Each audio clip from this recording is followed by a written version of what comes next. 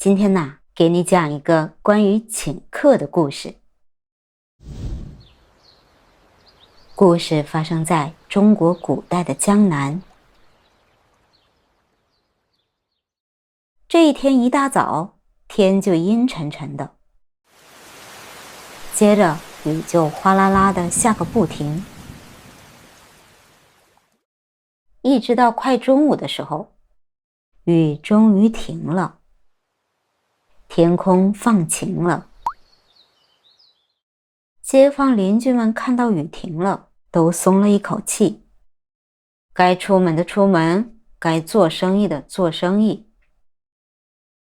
可是有一个人却怎么也高兴不起来，这个人就是金老爷。咱们这位金老爷啊，家里很有钱，深宅大院，良田千顷，但他呀非常抠门，他的每一分钱都恨不得掰成两半来花。金老爷坐在窗户边，望着晴朗的天空，不住地叹气。哎呀，真讨厌！老天爷呀，老天爷，你怎么偏偏这个时候停雨了呢？哎。管家看老爷发愁的样子，觉得奇怪，小心翼翼地问：老爷啊，到底什么事儿让您这么烦恼啊？金老爷狠狠地瞪了管家一眼，皱着眉头说：哎呀，能不烦吗？今天中午阮老爷不是要来吗？管家点点头：是啊。原来金老爷还盼着这场雨一直下去，只要雨不停，客人就来不了，客人不来，他这一顿饭也就省下来了。可现在倒好，雨偏偏停了。金老爷越想越心疼，他背着手在屋里走过来走过去，走过来走过去。突然金老爷停住脚，眼睛咕噜一转，他把管家叫到跟前儿，嘀嘀咕咕交代了几句。听明白了吗？明白了，老爷。过了一会儿，客人阮老爷笑呵呵的来了。金老爷一见阮老爷，那是满脸堆笑，大步迎上前去，紧紧攥住阮老爷的手。哎呀呀，老朋友，你可算来了！刚才下大雨，我还一直担心你路上不好走呢。快请进，快请进！两个人坐下，喝了一会儿茶。金老爷清了清嗓子，大声喊道：来人呐，把菜端上来！哎，来了！只见管家端出一个大盘子，盘子上还严严实实地扣着一个盖子。管家小心翼翼地把这个大盘子放在了桌子上。金老爷一边搓手，一边客气地招呼：来来来，千万别客气。说着，他猛地掀开盖子。阮老爷满怀期待地伸长脖子一看，整个人瞬间傻眼了。原来那么大一个盘子里，只有一个煮鸡蛋呢。还没等阮老爷回过神儿，金老爷拿起桌上的一把小刀，咔嚓一下把那个鸡蛋切成了两半。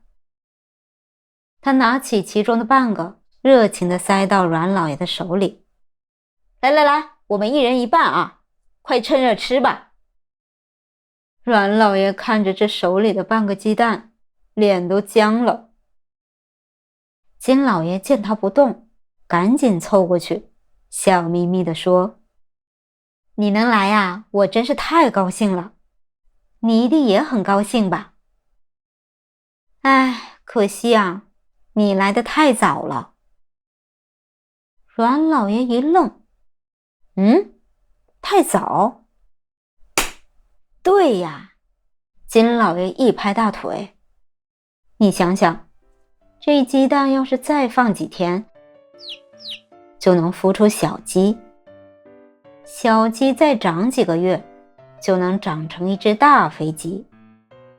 哎，那个时候啊，我用大飞机招待你，咱们不是可以吃得更痛快了吗？说完，金老爷自己越想越得意。阮老爷看着眼前这个得意洋洋的老朋友，只是静静地吃完了那半个鸡蛋，擦了擦嘴，站起身，拱了拱手，说：既然如此，那我就多谢金兄的大飞机了，告辞。过了几个月，秋天到了。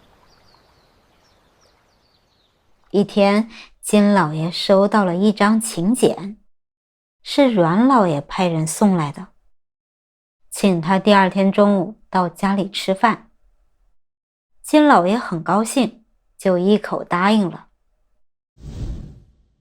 那天晚上，金老爷在床上翻来覆去，怎么也睡不着。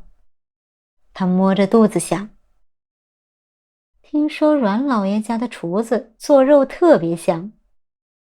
想到这里，他突然坐了起来，自言自语道：呀，明天的早饭我就不要吃了，留着肚子到阮家再好好的大吃一顿。想着想着，嘿嘿，口水都快流出来了。第二天，金老爷饿着肚子就出门了。为了省钱，他连车也舍不得坐，走着去了阮老爷家。走了足足10几里路，他已经饿得眼冒金星，前胸贴后背了。等他到了阮家，刚好是中午。刚一进院子，哇，一股浓郁的肉香味扑鼻而来。金老爷的肚子咕噜噜叫个不停，他恨不得马上饱餐一顿。阮老爷热情地把他迎进大厅。可是坐下之后，阮老爷就是不提吃饭的事儿，只是一直拉着他喝茶聊天。金老爷饿得眼睛乱转，实在忍不住了，咽着口水问：那个，咱们什么时候开饭呢？阮老爷笑着说：哎，快了快了，我家厨子为你做了一道最好吃的菜，请你再等一会儿吧，啊。好。就在金老爷快要饿晕过去的时候，管家终于端着一大盘菜上来了。金老爷咽了咽口水，抓起筷子就要夹，可是定睛一看，啊，这不是竹签子吗？原来盘子里根本没有大鱼大肉，而是满满的一盘竹签子。在那一堆硬邦邦的竹签子里，非常勉强地趴着2、3根细小的肉丝。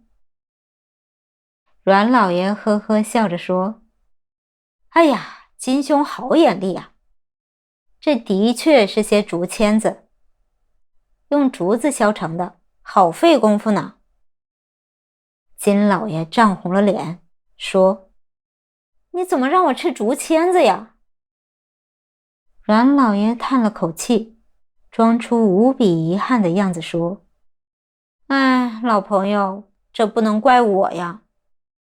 上次我去你家去得太早了，这次你来我家，偏偏又来得太晚了。啊，这话怎么说？这竹签子在几个月前的春天，那可是刚破土而出最鲜嫩的春笋呐！要是那个时候挖出来，和肉一起炒，那滋味儿，神仙吃了都不肯走啊！可是你偏偏晚来了好几个月，哎呀，太可惜了，实在是太可惜了。阮老爷一边说，一边心痛地摇着头。听完这番话，金老爷的脸唰的一下红到了脖子根儿。金老爷不好意思再说什么，他低着头就着那2根肉丝，把1碗白米饭扒进了肚子里。